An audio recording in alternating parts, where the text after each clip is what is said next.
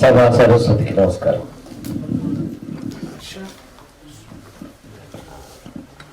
ఇది కళ నిజమా? నేను జీవితంలో ఎప్పుడూ ఊహించినటువంటి ఇవాళ జరిగింది. మీరు మీరు మళ్ళీ మాట్లాడుకోవచ్చు, నాకు తెలుసు. కాదు కాదు ఇది కళ నిజమా? ఏమండి, గుండె మీద చేసుకుని చెప్పగలను, 48 సంవత్సరాల సినీ ప్రయాణంలో, సినీ జీవితంలో మరీ అంత ఖచ్చితమైన లెక్కలేదు. ఒక కళాకారుడు లేకపోతే ఒక ఆర్టిస్టు, ఒక జర్నలిజము, ఒక పబ్లిసిటీ జర్నలిజం నాకు గుర్తుండి ఎప్పటికీ నేను అనలేను. మీలో ఎవరు నా దగ్గరికి వచ్చినా, మనం ఆనాటి 40 ఏళ్ల క్రితం నేను ఫస్ట్ సినిమాలో యాక్ట్ చేసిన దగ్గర నుంచి, నేను హీరో అవ్వక ముందు నుంచి కూడా సినిమాలో యాక్ట్ చేసిన దగ్గర నుంచి నా బిహేవియర్లో ఈ రోజుకి మార్పు లేదని నాకన్నా మీకే తెలుసు. Thank you. పైగా ఆ రోజుల నుంచి కూడా నాకు గుర్తుండి మీరందరూ ఎవరు వచ్చినా మనం అందరం కలిసే భోంచేసాం, కలిసే కూర్చున్నాం, కలిసే మాట్లాడుకున్నాం, కలిసే ఉన్నాం. నేను ఒక ఫ్యామిలీ మెంబర్ని, నేను ఒక యాక్టర్ సెపరేట్ నేను ఎప్పుడూ నేను అనుకోలేదు. మీరు అనుకోనివ్వలేదు, మిమ్మల్ని అనుకోనివ్వలేదు. నాకు ఏదైనా అవసరం వచ్చినప్పుడు నిజంగా ప్రభువుకి తెలుసు, అడ్డంగా వాడేశాను మిమ్మల్ని. ఆ 4 సినిమా రిలీజ్ అయిన రోజున, 2వ రోజున ఆంధ్రప్రదేశ్లో కంబైన్ స్టేట్గా ఉండేది 8-9 మెయిన్ సెంటర్ల థియేటర్లో తీసేస్తే ప్రెస్ మీట్ పెట్టి ప్రభు నాకు అన్నా ఏంటి ఎప్పుడు దబాయింపగా ఏంటి అన్నాడు, నువ్వు కొంచెం నా సహాయం ఏం కాదు చేసి అన్నాడు. పెట్టించుకుని తనతో చిన్న ప్రెస్ మీట్ లాగా పెట్టి క్వశ్చన్ అండ్ ఆన్సర్స్లో ఈ సినిమా తీసేయడానికి కారణం ఏంటో నాకు తెలియదు, నేను జీవితంలో ఇంకెప్పుడు మంచి సినిమాలు చేయను అని నమస్కారం ఏడనే లేచాడు ప్రభు. మేమిద్దరం అనుకున్నది లేచాడు. నీ సినిమాకి ఎందుకు వస్తారు ప్రొడ్యూసర్ చెప్తారు, అదే మా టెన్షన్ అంతా పోతుంది నీ సినిమా చూస్తే. ఇంట్లో అందరూ చూసినా, ఇంట్లో కాయగూరలు జరుగుతూ మా అమ్మ మా అక్కయ్యలు చూసినా, ఎవరు చూసినా వాళ్ళ టెన్షన్ అంతా పోతుంది. నువ్వేంటి థియేటర్ బయట ఇలా నిలబడి ఉన్నావు ఏంటి అన్న.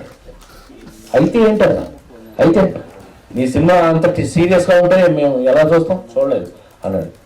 ఇప్పుడు అదేనా నీ ప్రాబ్లము అన్న. మరి అదే ప్రాబ్లము, నీ సినిమాకి రావాలి అంటే ఫ్యామిలీని అందరం తీసుకుని నీ థియేటర్ దగ్గర 12-13 టికెట్లు కట్ అవుతాయి కదా. ప్రతి సినిమా నీ సినిమాకి కార్లే వస్తుంటాయి కదా అన్నీను. అలాంటిది నీ సినిమాలు ఎందుకు చూడాలి అన్నాడు. నేను ఒక ప్రశ్న అడుగుతాను, సమాధానం చెప్పు. ఏంటి? ఏ మనిషి అయినా చచ్చిపోయిన తర్వాత ఎలా ఉంటాడో నువ్వు చూసుకుంటావా ఎప్పుడన్నా? చచ్చిపోయిందే కదా చూస్తాడు, ఎలా తెలుస్తుంది అన్నాడు. ఇప్పుడు ముందు నవ్వాడు అన్నా. మరి చచ్చిపోయిన తర్వాత చూడు అంటావు ఏంటాను? పిచ్చోడా, ఈ సినిమా చచ్చిపోయిన తర్వాత స్టార్ట్ అవుతుంది సినిమా. నేను చచ్చిపోవడంతో సినిమా స్టార్ట్ అవుతుంది. సినిమా అంతా చచ్చిపోయిన తర్వాత చూడలే అన్నా. అవునా, నిజమా అన్నాడు. నువ్వు చూస్తే కదా తెలుస్తుంది, నువ్వు చూడకుండానే నువ్వు అభిప్రాయానికి వస్తే నేనేం చేయను. సరే, ఇవాళ నా ఫ్రెండ్స్ని తీసుకుని వెళ్ళి చూస్తా, అప్పుడు నీ సంగతి చెప్తా అన్నాడు. ఏం చెప్పాడో, ఆ ఫ్రెండ్స్ ఏం చూశారో, ఫ్రెండ్స్ ఇంకా ఎంతమందికి చూపించారో నాకు తెలియదు. కానీ ఏ థియేటర్లో అయితే తీసేశారో అదే థియేటర్లో 100 రోజులు ఆడింది. 100 days ఫంక్షన్ కూడా తనే వచ్చి కూర్చుని అనే పర్ఫెక్ట్గా ఎక్కిందనే. సినిమా చూస్తే అర్థమవుతుంది అందులో ఏముందనేది. నువ్వు అందులో కూడా ఆ 4 ఎవరో చచ్చిపోయిన తర్వాత మోసే 4 అని అనుకుంటారు అందరూ. కానీ ఎంత పని చేసామనే దాంట్లో కూడా అప్పుడు అలా మేము విధంగా అది సరే వేరే విషయం. కానీ జీవితం మీద నాకు ఎప్పుడు అదృష్టం ఇది ఒకటేనండి. మీ ముందు ఇంతకాలం మీ సొంత అన్నయ్యలాగా బ్రదర్ లాగా మీ ఇంట్లో మనిషిలాగా నేను ఉండడానికి కారణం కూడా నేనొక ఎలిమెంటరీ స్కూల్ టీచర్ని. పుట్టడం రామారావు గారి ఇంట్లో పుట్టిన, బట్ మా నాన్నగారు నిమ్మకూరు మాస్టర్. ఆ ఊరు నుంచి వచ్చి చదువుకుని కామన్ మ్యాన్గా ఒక మామూలు మనిషిగా వచ్చిన నేను ఇవన్నీ చేయడానికి అవకాశం, ఇందాక ఎవరో చెప్పారు, నాకన్నా నాకు వచ్చిన అవకాశం గొప్పది. ఏ మనిషికైనా అవకాశం రాకపోతే ఎవరు చేయగలిగింది ఏమీ లేదు. ఇవాళ నాకు కొత్తగా ఇవాళ ఈ ఫంక్షన్ ప్రభు సురేష్ ఇంకా మా మోహన్ వీళ్ళందరూ చెప్పక్కర్లేదు, పేరున అందరి పేర్లు చెప్పగలను, ఎందుకంటే మనందరం కలిసే పెరిగాను గత 30-40 ఏళ్ళుగా. మీ అందరి పేర్లు చెప్పగలను నేను ఏమైనా బయట కాదు, మీ అందరితో మీతో కలిసి పెరిగిన వాడిని నేను. ఇవాళ ఇలా మీ ముందున్నాను, కాకపోతే మీరు అక్కడ కూర్చున్నారు, నేను పైన ఉంచున్నాను, అంతే తేడా, ఏమీ తేడా లేదు. కానీ ఎప్పటికైనా సరే, ఇందాక ఎవరో మాట అన్నారు, అది నిజమే, కొంచెం నాకు కూడా బాధేస్తుంది. నా మధ్య ఎవరో నా మీద మీరుగా కొత్తగా వచ్చిన ఏదో ఈ ట్యూబ్లో టైర్లో ఉన్నాయి పని లేకపోతే జీవితం ఎక్కడ ఉంది. యూట్యూబ్లో టైర్లో వచ్చినాయి కదా, అందులో ఎవరో మరి కొత్తగా లేటెస్ట్ వాళ్ళు ఎవరన్నా నా మీద, వాళ్ళకేం ప్రాబ్లమో నా మీద, నా అంత నవ్వించిన వాడికి చేత కాదో ఏంటో తెలియదు, వాడి కర్మ. నన్ను ఎవరన్నా తప్పుగా అర్థం చేసుకున్నట్టయితే ఇక్కడ కూర్చున్న మీకే తెలుసు, నన్ను ఎవరన్నా తప్పుగా అర్థం చేసుకుంటే ప్రసాద్ వాడి కర్మ, వాడి జన్మలో వాడు అనుభవించేస్తుంది, మనం ఏం చేయలేం. మీ అందరికీ సరదాగా చెప్పాలంటే ఇవాళ అంటే ఇంత మీ ముందు ఇక్కడ దాకా వచ్చి ఇంకా పనిచేస్తున్న అన్నయ్యగా నేను మీ అందరికీ చెప్పాల్సింది ఏంటంటే, మీరు ఎప్పుడన్నా రాజేంద్ర ప్రసాద్ కామెడీ హీరోనా, రాజేంద్ర ప్రసాద్ సీరియస్ ఏంటి, సీరియస్ కూడా చేస్తాడా ఇతను, ఈ డౌట్ వచ్చినప్పుడు మహానుభావుడు గురువుగారు అనేవాడు సి నారాయణ రెడ్డి గారు, ప్రసాద్ నువ్వు ఒకటేనా, నువ్వు తెలుగు వాళ్ళ ఇంట్లో ఏమైపోయావంటే ఒక మంచం ఉన్నట్టు, ఒక కంచం ఉన్నట్టు ఓ రాజేంద్ర ప్రసాద్ సినిమా, నువ్వు లేకుండా ఏమి ఉన్నావు రాజేంద్ర ప్రసాద్. అందుకే నీకేం చేస్తానంటే నువ్వు మరీ అర్జునుడి లాగా 2 చేతులతో బాణాలు వేసేస్తున్నావు, అంటే నవ్వించేస్తున్నావు, ఏడ్పించేస్తున్నావు. ఆ నలుగురు అప్పుడు చెప్తాడు, నీకు వంశీ రామరాజు చంపేస్తున్నాడు నన్ను, నీకు ఒక టైటిల్ ఇస్తున్నాను గురుగారు, నట కిరీటి ఓ అన్నాడు. గురుగారు చాలా థ్యాంక్స్ అని. మీరు ఎవరికైనా మీరు చెప్పదలుచుకుంటే హాలీవుడ్ యాక్టర్ని ఎవరైనా, లేకపోతే హాలీవుడ్ పనిచేసే వాళ్ళు ఎవరైనా ఇలాగే థియేటర్లో కూర్చోబెట్టి పొద్దున టిఫిన్ పెట్టి లేడీస్ టైలర్ సినిమావి, ఆనా పెళ్ళి సినిమావి, నీ ఇష్టం ఏదో ఒకటివి, మధ్యాహ్నం ఆ సినిమా అయిన తర్వాత మధ్యాహ్నం శుభ్రంగా వాడికి భోజనం పెట్టి కాసేపు రెస్ట్ యాక్టివిటీ చేసుకున్న తర్వాత మళ్ళీ తీసుకొచ్చి సాయంకాలం ఆ నలుగురు సినిమావి, sir morning ladies tailor, evening ఆ నలుగురు సినిమా. ఏమంటే ఈ ఆర్టిస్టులు అని అంటే వాడెవడో వీడెవడో అనకపోతే నా పేరు మార్చి మీరు పెట్టుకుంటారు. అది అవకాశం, అది మరి ముఖ్యంగా నాకు వచ్చినటువంటి అవకాశం. యాక్టర్గా అలాంటి అవకాశాలే రాకపోతే మనం చేయగలిగేది ఏమండి. ఒక అహనా పెళ్ళింట్ లాంటి కోటగాన్ని కోడి ఎదురుగా కట్టేసి చికెన్ తినాలా, ఎదురుగా కట్టేసి ఉట్టాలని తింటూ ఉంటే ఉంటుంది అని కోడిని కట్టేసి కోడి కూర తింటాడంట. అసలు హ్యాట్స్ ఆఫ్ టు జంజాల్ గారు, హ్యాట్స్ ఆఫ్ మహానుభావుడు. వాళ్ళందరూ రాసిపోతే నేను చేసేది ఏముంటుందండి. వాళ్ళు రాశారు, రాసిన దాన్ని నేను ఒళ్ళు దగ్గర పెట్టుకుని చేశానని అనుకున్నా. ఇవాళ మీ అందరూ గుండె మీద చేసుకు చెప్పచ్చు. ఇందాక మీ అందరూ మాట్లాడిన దాంట్లోనూ సారాంశం ఒక్కటే, ఆలస్యం అయింది, అయినా ఆలస్యం అయింది. ఎస్, ఎవ్వరూ కాదని లేదు, నిజం అది. పద్మశ్రీ రావడం నాకు ఆలస్యమైంది, కానీ ఇవాళ ప్రపంచంలో ఉన్న ప్రతి తెలుగు వారి ఇంట్లోనూ రాజేంద్ర ప్రసాద్ ఉన్నాడు. రాజేంద్ర ప్రసాద్ హాయిగా మీ బాధలు మర్చిపోవడానికి ఉపయోగపడ్డాడు అనే ఒక్క మాట అంటే చాలు నా జన్మ ధన్యమైపోయిందని నేను భావిస్తూ, నా కోసం ఇంకా ఎంతో ఎంతో గొప్ప స్థితికి వెళ్ళాలని కోరుకున్న నా ఫ్యామిలీ మెంబర్స్ అందరికీ కూడా నేను మరొకసారి మీరు కోరుకోవడం తప్పలేదు. ఏమో ఒకవేళ జరగవచ్చేమో కూడా చెప్పలేం. ఎందుకంటే మీ అందరికీ తెలుసు, ఇంగ్లీష్ సినిమా చేశాను నేను, క్విక్ గన్ మురుగన్ నన్ను ఇంగ్లీష్ సినిమా చేశాను. అది ఇప్పుడు క్విక్ గన్ 2 స్టార్ట్ అవుతుంది.